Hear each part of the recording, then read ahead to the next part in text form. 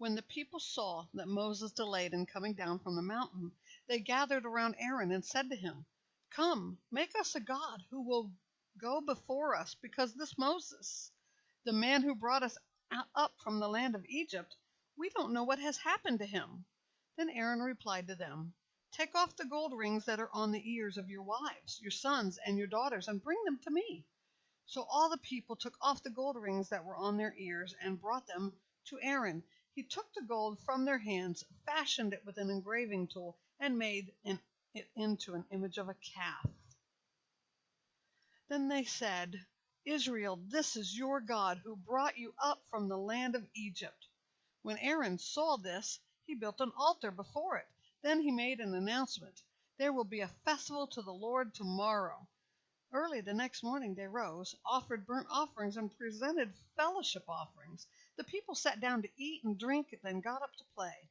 The Lord spoke to Moses, "Go down at once, for your people you brought up from the land of Egypt have acted corruptly. They have quickly turned from the way I commanded them. They have made for themselves an image of a calf. They have bowed down to it, sacrificed to it, and said, 'Israel, this is your God who brought you up from the land of Egypt.'" The Lord also said to Moses, "I have seen this people, and they are indeed a stiff-necked people. Now leave me alone so that my anger can burn against them and I can destroy them. Then I will make you into a great nation." But Moses interceded with the Lord his God. "Lord, why does your anger burn against your people you brought out of the land of Egypt with great power and a strong hand? Why should the Egyptians say, 'He brought them out with an evil intent to kill them in the mountains and wipe them off the face of the earth'? Turn from your great anger and relent concerning this disaster planned for your people. Remember your servants Abraham, Isaac, and Israel. You swore to them by your very self and declared, 'I will make your offspring as numerous as the stars of the sky, and will give your offspring all this land so that I have promised, and they will inherit it forever.' So the Lord relented concerning the disaster he said he would bring on his people. Then Moses turned and went down the mountain with the 2 tablets of the testimony in his hands. They were inscribed on both sides, inscribed front and back. The tablets were the work of God, and the writing was God's writing, engraved on the tablets. When Joshua heard the sound of the people as they shouted, he said to Moses, "There is a sound of war in the camp." But Moses replied, "It is not the sound of a victory cry, and not the sound of a cry of defeat. I hear the sound of singing." As he approached the camp and saw the calf and the dancing, Moses became enraged and threw the tablets out of his hands, smashing them at the base of the mountain.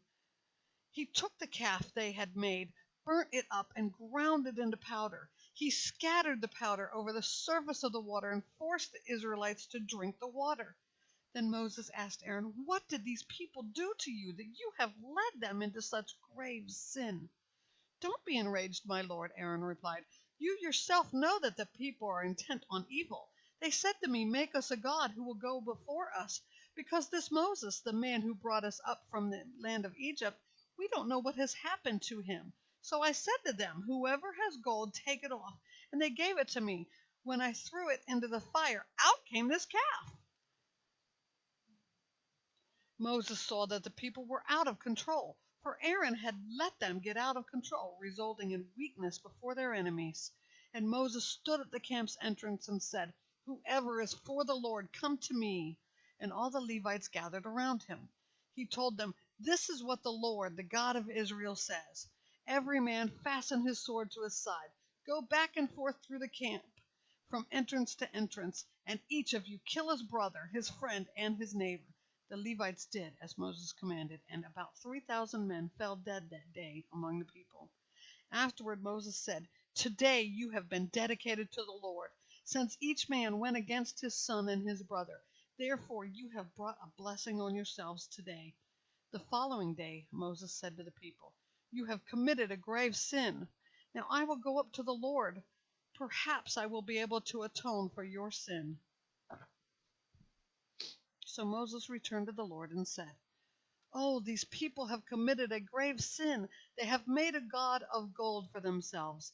Now, if you would only forgive their sin, but if not, please erase me from the book you have written." The Lord replied to Moses, "I will erase whoever has sinned against me from my book. Now go, lead the people to the place I told you about. See, my angel will go before you, but on the day I settle accounts, I will hold them accountable for their sin."